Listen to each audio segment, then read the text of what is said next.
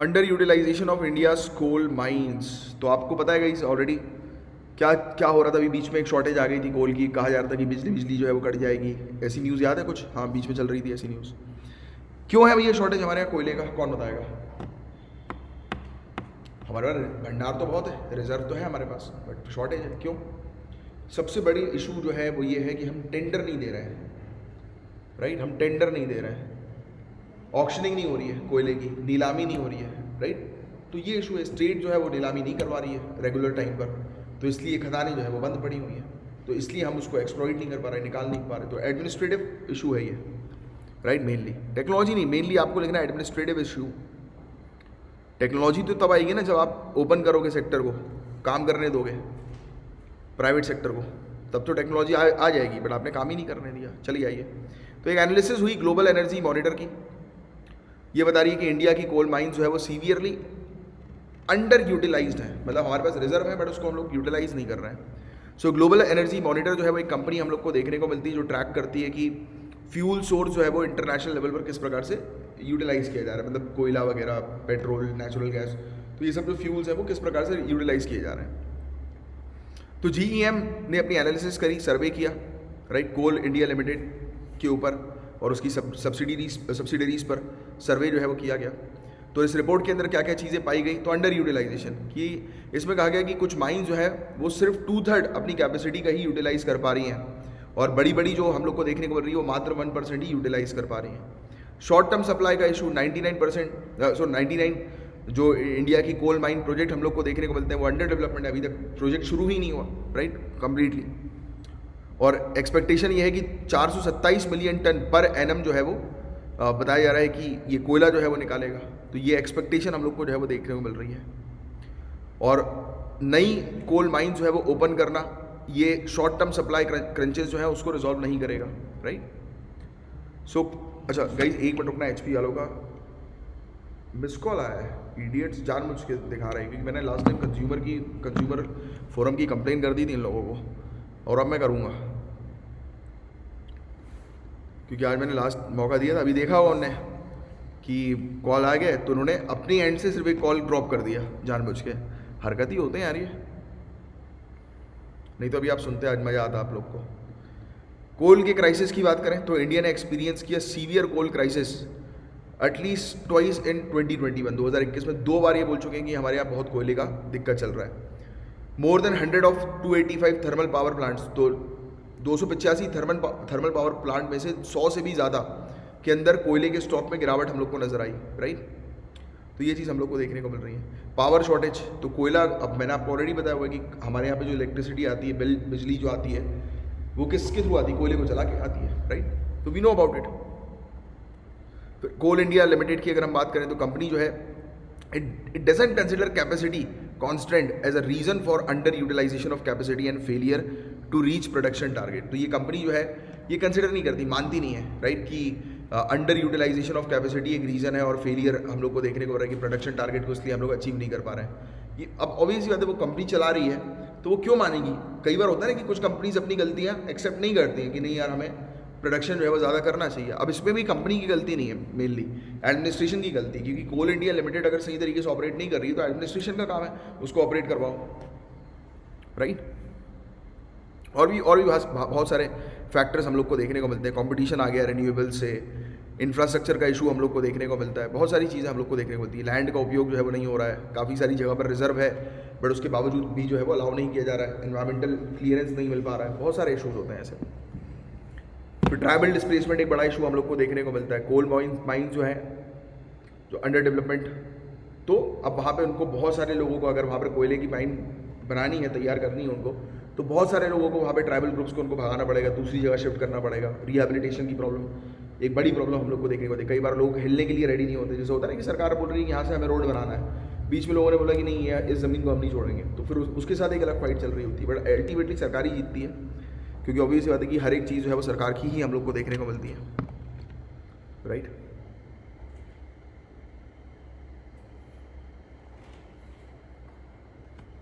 ठीक है।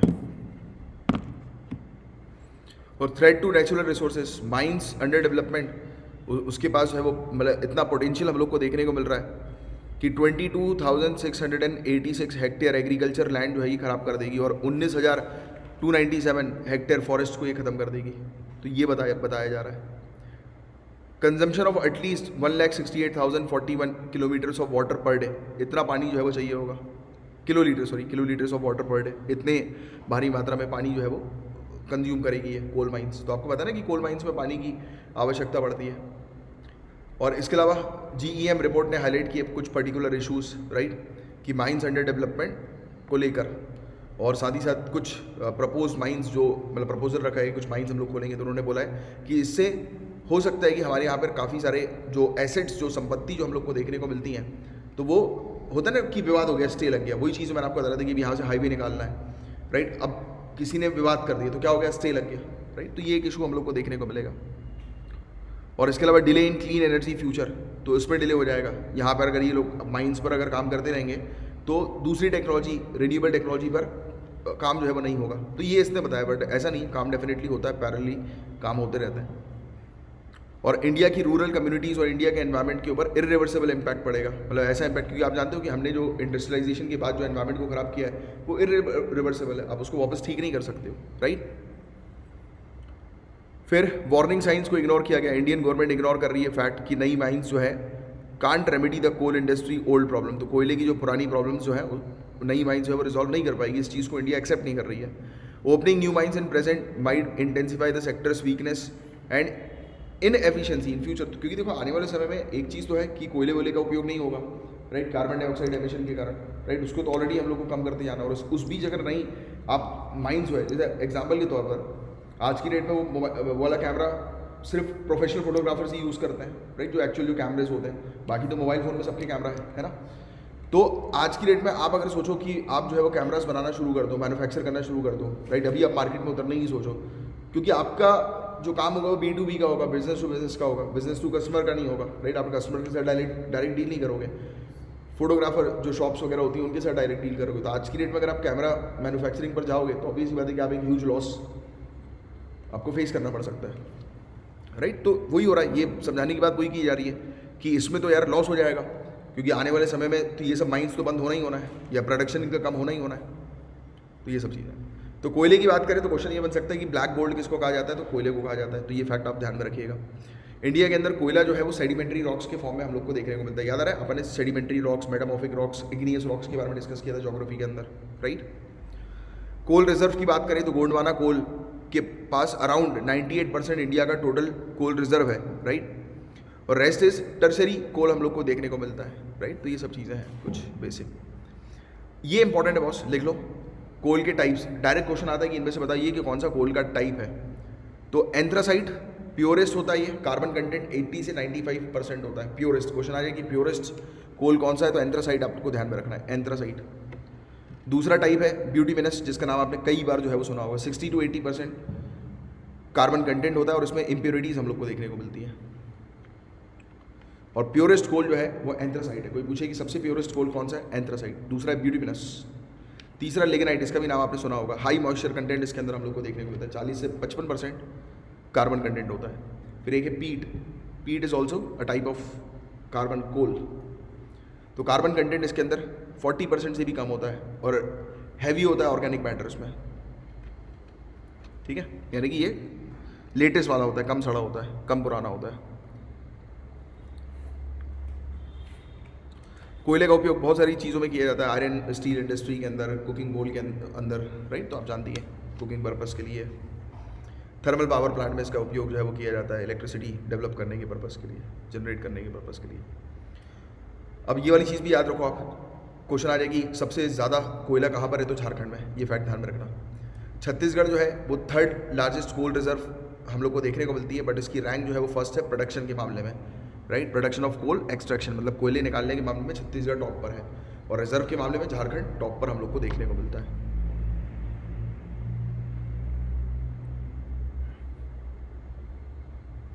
So government of India जो है उनको किस चीज़ों पर जो है वो ध्यान रखने की आवश्यकता है, रिन्यूएबल्स के साथ जो कंपटीशन हो रहा है उसको उनको ध्यान में रखना है कि कहीं, अब ऑब्वियस सी बात है कि अभी तो मैंने आपको बता दिया कि कोल की ऑक्शनिंग नहीं हो रही है, नीलामी नहीं हो रही है, बट पॉसिबिलिटी यही ना कि आज की डेट में नीलामी कौन करेगा, क्योंकि उनको पता है कि आने वाले 10-20 साल के अंदर अंदर इसका प्रोडक्शन जो है वो डाउन होना ही होना है, राइट। रिन्यूएबल एनर्जी का प्रोडक्शन पर मेनली फोकस किया जाएगा, तो people are also not willing to invest.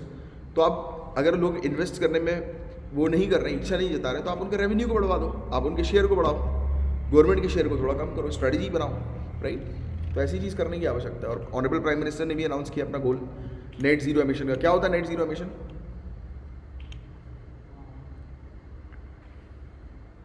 जितना हम लोग कार्बन डाइऑक्साइड एमिट कर रहे हैं, राइट, उतना ही हम एब्जॉर्ब कर रहे हैं, उतना ही हम लोग खींच रहे हैं, राइट। तो इसका मतलब ये नहीं कि नेट जीरो मतलब हम अब एमिशन करेंगे ही नहीं, जितना हम करेंगे उतना हम एब्जॉर्ब करवा लेंगे, न्यूट्रल कर लेंगे। Very good.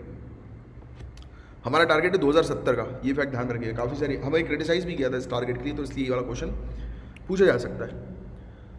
तो ये है गाइस पूरा टॉपिक। उम्मीद करता हूँ पूरी चीज़ आपको अच्छे से क्रिस्टल क्लियर समझ में आ गई होगी, राइट।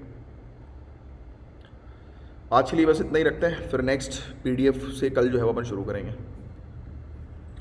किसी को कुछ पूछना है तो पूछ लो, कोई डाउट किसी प्रकार का।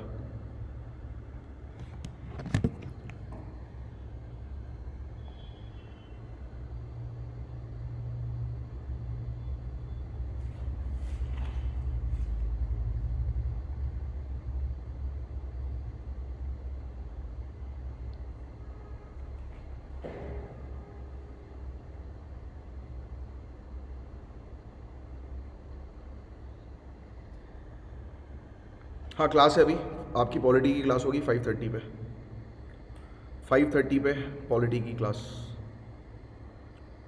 अभी 5:30 पे होगी, ठीक है।